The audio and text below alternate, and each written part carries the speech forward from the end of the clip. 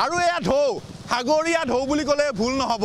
এই ধৰণৰ পৰিৱেশে বিৰাজ কৰিছে গুৱাহাটী মহানগৰীত। সাগৰত যি ঢৌ আহে এই ধৰণৰ পৰিৱেশে সেই ঢৌৱে উটুৱাই লৈ গৈছে গুৱাহাটী মহানগৰবাসীক। এয়া ঢৌ দেখিছে আপোনালোকে, সাগৰীয়া ঢৌ কি গতিত এই ঢৌ বলিছে, আমি ক'লে ভুল নহ'ব। এই ধৰণৰ ঢৌৱে বিৰাজ কৰিছে।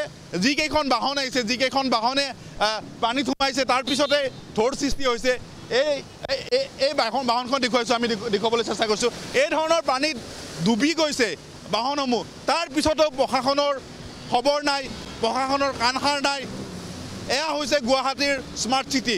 এয়া আমি এখন এখনকৈ প্ৰত্যেকখন বাহনে ৰৈ গৈছে। দাদা আপোনাৰ ষ্টাৰ্ট বন্ধ হৈছে,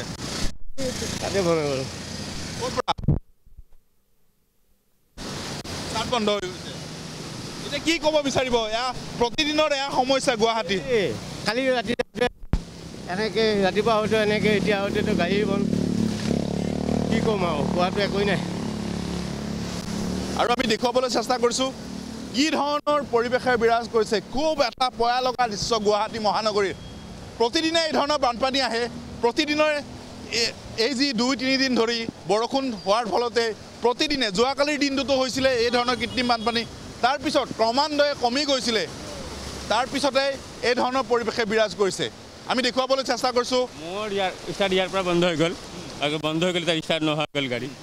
উপায় নাইকৈ মই গৈ খোজকাঢ়ি যাব লগা হয়। বহুতৰে হৈছে এনেকুৱা প্ৰব্লেম, চবৰে হৈছে বুলি মই বুলিলে চবৰে হৈছে, যিমান আছে। খালি আপোনাৰ চাৰিচকীয়া বাহনৰ বাহিৰে, আমাৰ ডাঙৰ বাহন বাহিৰে আৰু দুচকীয়া বাহন যিমান চব বন্ধ হৈ সুবিধাত পৰিছে। অসুবিধা নহয়, বেয়াকৈ অসুবিধা আৰু নক'ব। সেইখিনি পানীত আপোনাৰ চাৰিওখিনি পানী হৈ গৈছে। চাৰিওফালে পানীৰে উপচি পৰিছে। তাৰপিছত জনসাধাৰণ ওলাই আহিবলৈ কিছু সমস্যাত পৰিছে।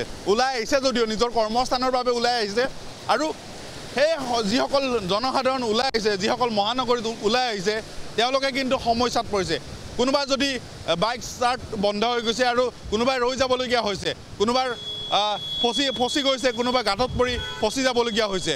আমি চেষ্টা কৰিছোঁ কংক্ৰিটৰ মহানগৰীত কিদৰে আহিবলগীয়া হৈছে, কিদৰে জমৰ যাতনা ভুগিবলগীয়া হৈছে, আমি দেখুৱাবলৈ চেষ্টা কৰিছোঁ। এয়া আধা ডুব গৈছে, সম্পূৰ্ণভাৱে ডুব যাবলৈ যদি এঘণ্টা আৰু এইদৰে বৰষুণ আহে, সম্পূৰ্ণভাৱে গুৱাহাটী মহানগৰখন ডুবি যাব।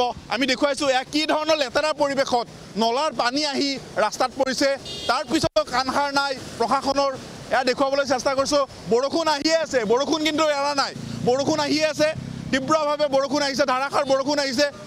এয়া বেলতলা ছাৰ্ভেৰ পৰিৱেশ। বেলতলা ছাৰ্ভেত ৰাতিপুৱাৰে পৰা এই ধৰণৰ পৰিৱেশ। আৰু যদি আমি কিছু আগুৱাই যাবলৈ চেষ্টা কৰোঁ, আগুৱাই যদি যাবলৈ চেষ্টা কৰোঁ, সম্পূৰ্ণভাৱে ব্যাহত হৈ পৰিছে ৰাজপথ, যান বাহনসমূহ সম্পূৰ্ণভাৱে ব্যাহত হৈ পৰিছে। কেৱল পানী, কেৱল পানী। আমি দেখুৱাবলৈ চেষ্টা কৰিছোঁ যে প্ৰত্যেকগৰাকী দুচকীয়া বাহনৰ গৰাকীয়ে হওক বা চাৰিচকীয়া বাহনৰ গাড়ী, এয়া মহাসাগৰ পৰিৱেশৰ যি ঢৌ, এই ঢৌ য'ত নদীত এনেদৰে ঢৌ হয়, এয়াও ঢৌ দেখা গৈছে।